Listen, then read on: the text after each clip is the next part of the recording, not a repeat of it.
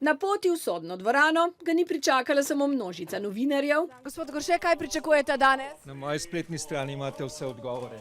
pač pa tudi pojoči ogoljufani upniki. Včas, Zakaj pojete, gospod? zato ker sem vesel, ko vidim tega prijatelja v Lisicah. Vi ste upnik? Kamorkoli je bil stečajni upravitelj, je krado.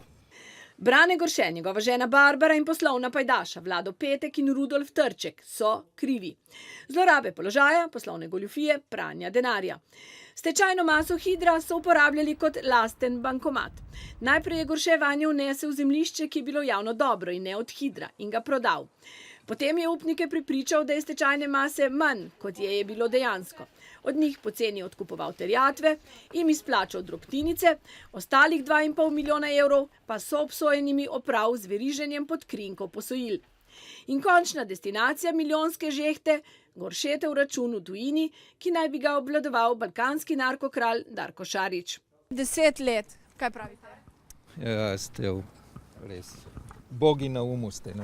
So obsojena za pranje denarja. Goršetova žena in Vlado Petek sta dobila po 1 leto zapora, Rudolf Trček 1,5 leta. Zdaj pa prosim, če sem sinom, da naj opustita, da greva domov. 10 let je najvišja zaporna kazen za gospodarski kriminal doslej.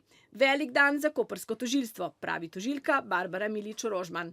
Ja, jaz upam, da je sporočilo tako, da se tega ne splača početi. Še en primat bo šel v zgodovino. Ne samo Goršetovo, zaplenjeno je tudi premoženje njegove širše družine. Odvzeta je bila nepremičnina, ki je v lasti družbe Finis, prav tako kapitalski deleži, ki so bili po novem v lasti obtoženčevega tasta in očeta, ker je pač sodišče ocenilo, da je bilo na njiju preneseno to premoženje iz razloga skrivanja. Razgled na Piran je izgubljen. Na pravnomočnost današnje obsodbe, pa tudi tiste 4-letne iz zadeve Sikura, bo moral počakati v tej veliko manj razkošni stavbi z mrežastim razgledom.